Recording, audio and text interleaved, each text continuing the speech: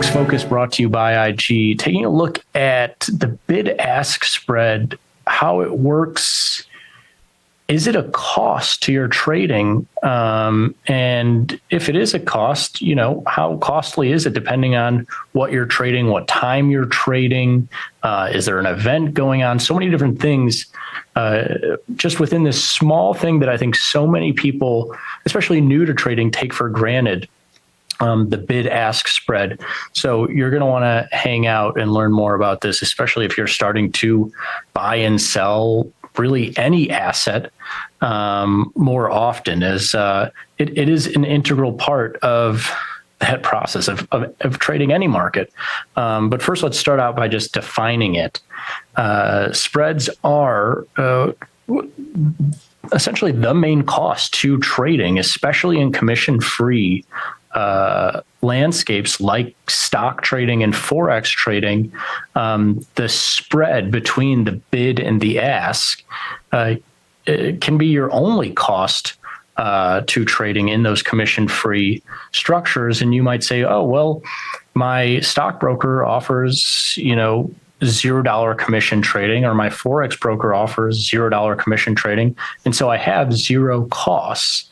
And yes, you do in terms of those commissions, but there are still these underlying costs to trades, like your spread, or like we'll get to a little bit of this at the end. But even the margin that you have to post, or the buying power you have to post, is in theory a cost to your trading.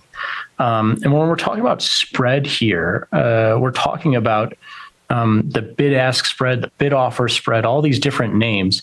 The difference between the ask price or the offer and the bid, or the buy, the highest offered price to buy a market there. And here you have an example of a market and its spread, which we'll go deeper on here in a second. But essentially, you see, if you want to click that sell button, you're clicking the bid price, which is the highest offered price to buy the market. And okay, that's 130.85 half. Okay, and now if I want to buy the market, then I need to hit that ask price, or the lowest offered price to sell, and that one is 130.87 even.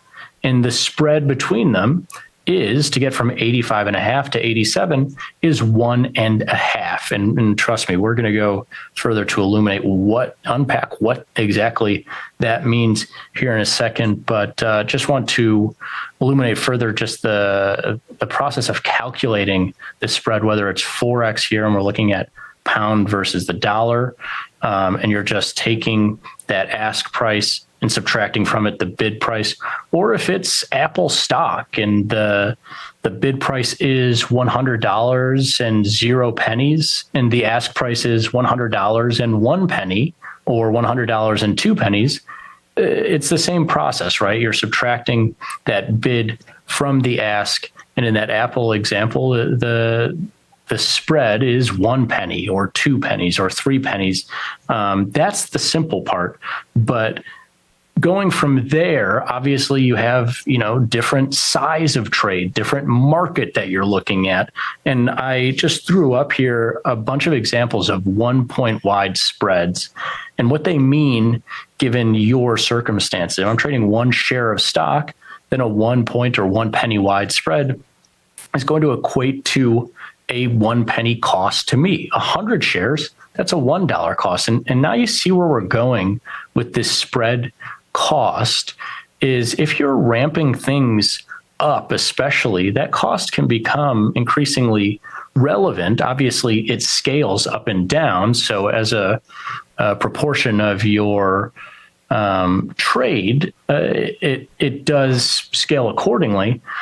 But if you're trading one lot of Forex, so a 1 point spread is $10 versus 1.5 point spread, $15, 2 point spread, $20. And so you see why people are taking more and more notice of the spread, what it means and how it translates to a cost. in their trading, whether it is stock or Forex, or obviously options and futures have their own ticks and their own spreads and thus their own spread costs as well.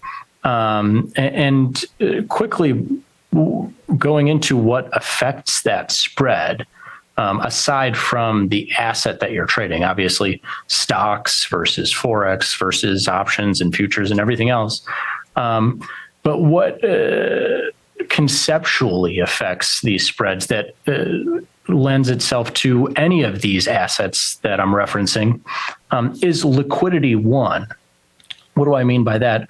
Well, if there's higher volume in a given market, or there's more participants in a given market, then theoretically, that market should have a tighter spread, should have greater liquidity.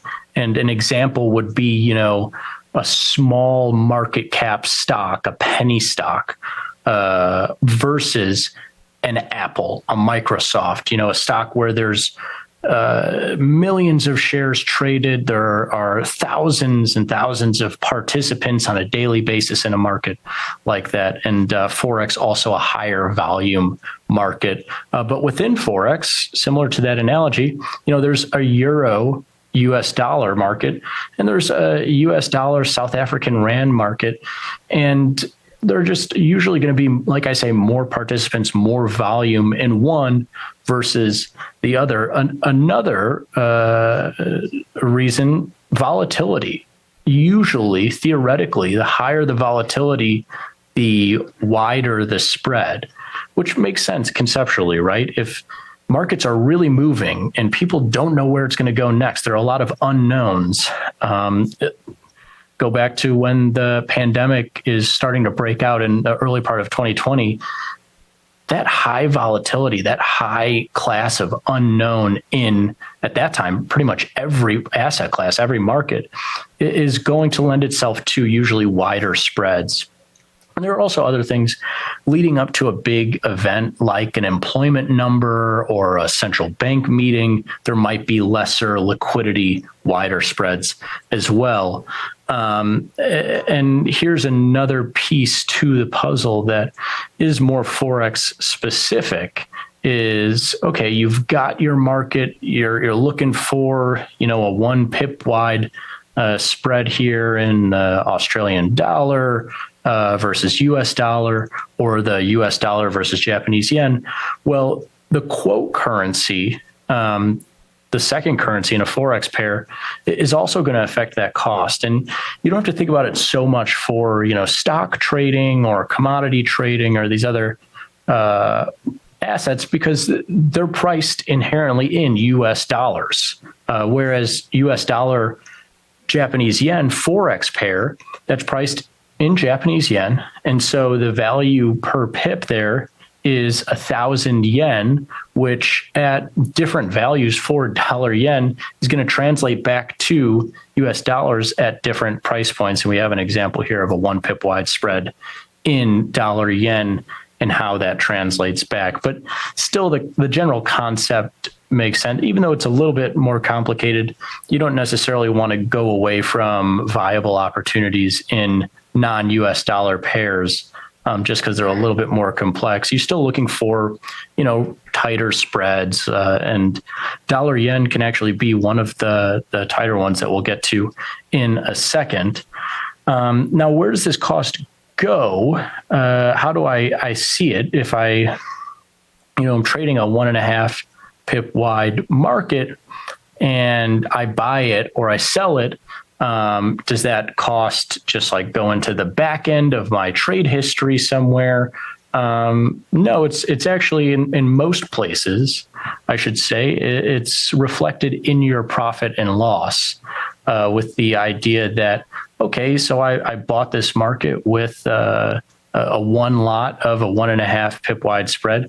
My P&L, and I can think about this conceptually, but also it will be reflected at the end of the position at the end of the trade in the P&L is negative $15. And while this seems like, something maybe new to some, you think about it the same way, like I said, with that Apple example. If the bid is $100 even and the offer is $100.02, let's say, and I go to buy it at $100.02, and the bid and offer have stayed the same, well, I can still only sell that for a 2-penny loss, right? At $100 even. And so my P&L is theoretically, and also, in your platform, however you want to think about it, usually, I should say, but theoretically, you're down 2 pennies, right? Same case here for the Forex example.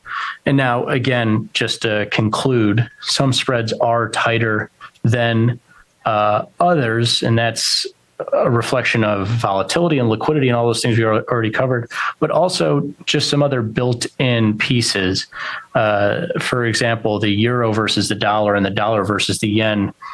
Older markets, usually higher volume, more participants usually in those markets, and they have a smaller minimum spread, actually less than a pip minimum spread, and tend to have smaller or tighter average spreads as well at 1.2 and 1.4 respectively. And then also, just to boot without getting into it, margin is viewed by a lot as a cost as well. But there you have it on spreads, what it means, how you calculate it, and how it's presented to you as a cost of trading.